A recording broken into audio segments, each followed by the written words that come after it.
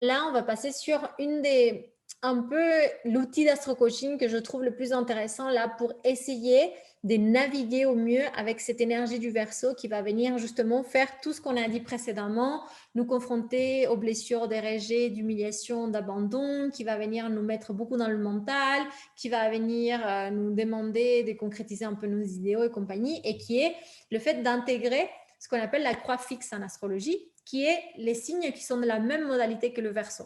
Donc, pour celles qui ne connaissent pas les signes, on a le Verseau. En face du Verseau, on a toujours le Lion, ce qui veut dire que ces deux signes-là, ils sont opposés, mais ils sont complémentaires. C'est-à-dire, c'est les deux pièces de la même monnaie. Ça continue à être la même monnaie, même s'ils sont très différents. Et on a d'autres signes fixes qui sont le Taureau et les Scorpions. Donc, les signes fixes, c'est les signes qui sont en plein milieu d'une saison.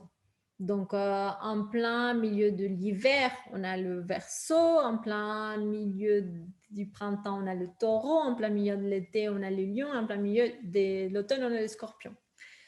Donc, ce ne sont pas les signes qui vont initier la saison, ni les signes qui vont finir la saison. C'est les signes qui sont au milieu. Donc, ils ont une énergie assez dure, on va dire, un peu fixe. Ce n'est pas des signes qui vont avoir une facilité non plus à transformer, à changer. Par le Scorpion, mais ça, c'est pour d'autres choses. Mais dans les Scorpions, il y a beaucoup de fixité aussi. Et donc, l'idée ici, c'est de dire, OK, avec cette énergie Verseau qui va être protagoniste de 2021 et qui va nous plonger dans tout ce qu'on a déjà dit, on a des outils qui vont être d'intégrer un peu mieux les énergies de ces trois différents signes, du Lion, du Taureau, du Scorpion. Et ça, on va voir comment. La première chose, par exemple, c'est le taureau. Donc, pour que vous sachiez, d'ailleurs, vous le voyez, les signes fixes, ils sont toujours en tension. C'est-à-dire que c'est un peu ou l'un ou l'autre. Ou le verseau ou le lion, donc là, il y a une opposition, mais le verseau et le taureau et le scorpion se font les tensions que j'ai appelées les carrés. C'est-à-dire que c'est des aspects, des dynamiques, mais des confrontations. Donc, généralement, on a du mal à mettre ensemble ces énergies. Et c'est pour ça qu'il y a vraiment cette idée on peut utiliser les énergies du taureau, du scorpion pour équilibrer aussi le verseau. Donc, si on va dans le taureau, dans les déséquilibres du verseau dont on a déjà parlé, il y a cette idée de beaucoup de mental et donc une déconnexion du corps, l'impression de ne pas avoir de manque, de ne pas avoir des racines, pardon, et de manquer de sécurité. Et aussi, on peut avoir dans le verseau, quand il est déséquilibré, l'impression de manquer de valeur personnelle parce qu'on s'est mis au service du collectif. Donc, c'est le collectif qui a toute l'importance. Donc, que je boive ou que je mange ou que je... C'est typiquement les gens qui travaillent dans l'humanitaire et qui oublient de manger, d'aller aux toilettes, de se laver parce qu'ils sont tellement occupés à guérir les gens, à soigner, à aider. Vous voyez? Et on ne peut pas faire passer tous les besoins du collectif avant les nôtres.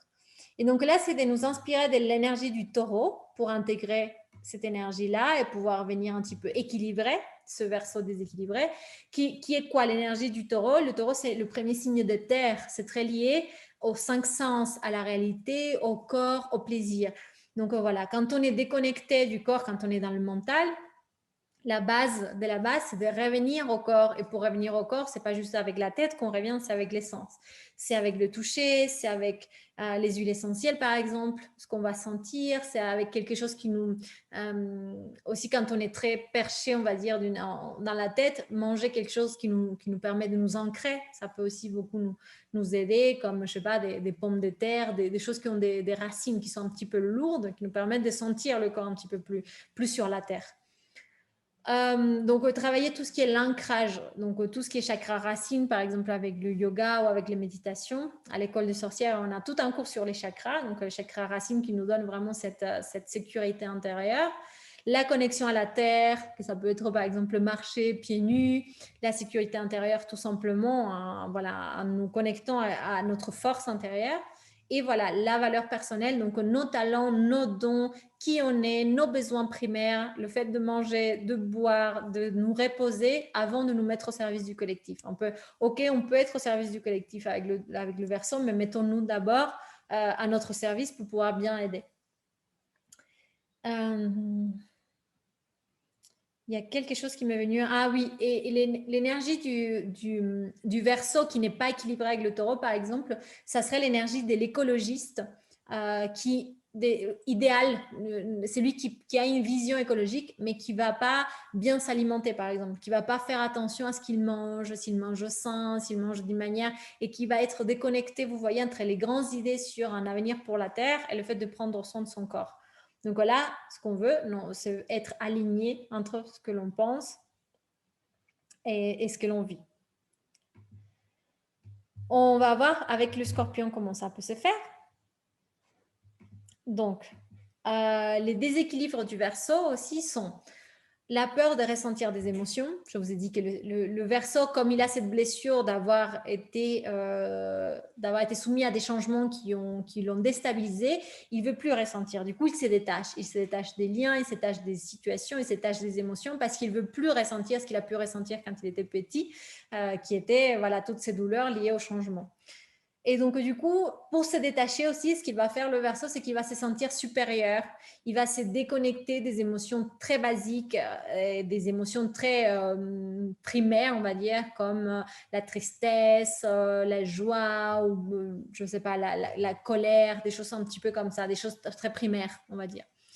Et aussi, en se sentant supérieur, du coup, le Verseau, qu'est-ce qu'il va faire? C'est qu'il va avoir des difficultés à regarder son ombre et va rejeter un peu la sienne et l'ombre des autres. C'est-à-dire que, par exemple, ça c'est un exemple qui donnait mon prof d'astrologie que je trouvais génial et qui est, voilà, typiquement, une communauté hippie ou une communauté alternative, ça peut être plein de personnes Verseau qui vont se dire « Oh, nous, on ne veut pas vivre dans le monde tel qu'il est parce qu'il est horrible, donc on va se mettre ensemble dans une communauté et on va créer notre idéal des relations, pourquoi pas des relations ouvertes d'ailleurs, on va être tout le monde avec tout le monde, on va vivre une utopie sans argent et compagnie. » Mais par exemple, ça peut, même sans aller jusqu'à la communauté, ça peut être le fait d'avoir plusieurs partenaires amoureux et sexuels, donc le polyamour, qui est très dans l'énergie du Verseau, cette énergie un peu futuriste ou en tout cas détachée.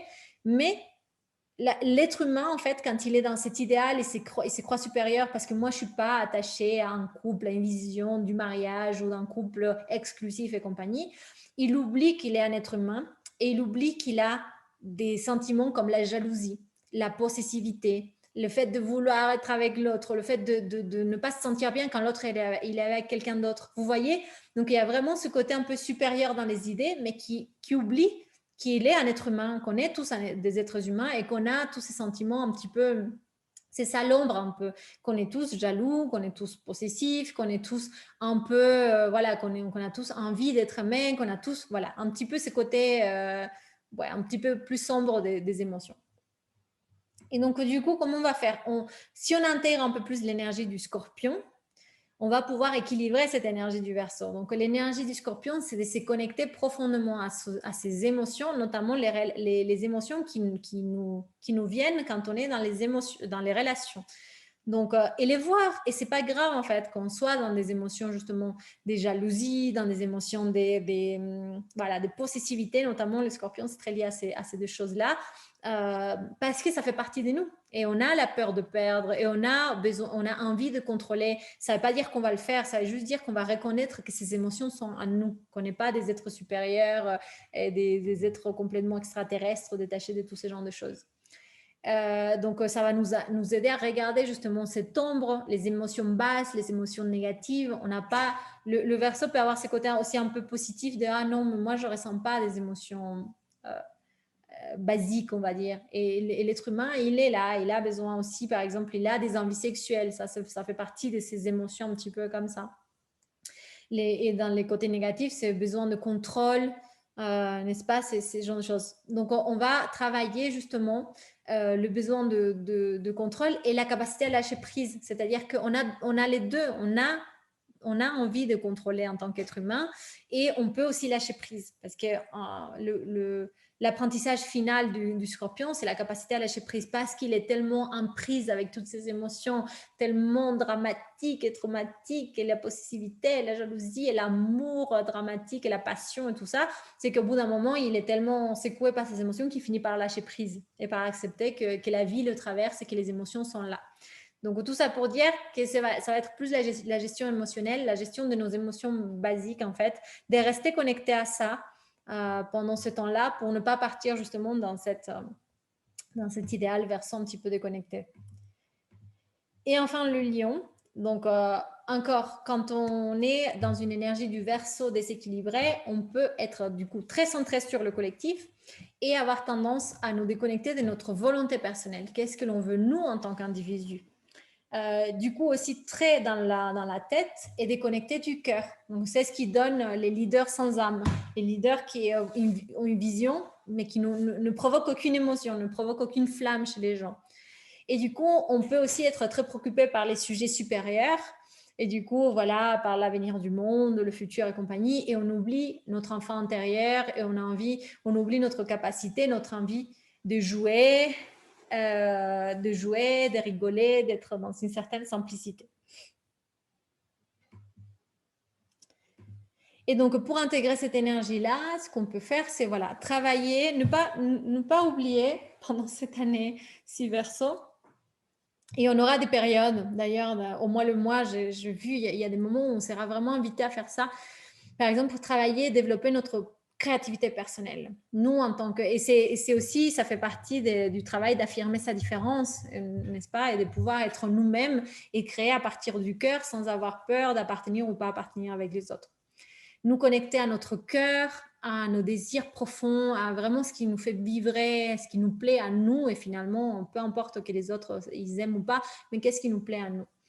Et être moins sérieux aussi, jouer plus, nous connecter à notre enfant intérieur, parce que cette énergie verso peut avoir un côté très, très sérieux et très dans le futur. Alors que l'énergie lion nous fait revenir dans le moment présent, dans l'appréciation des choses de tous les jours, on va dire.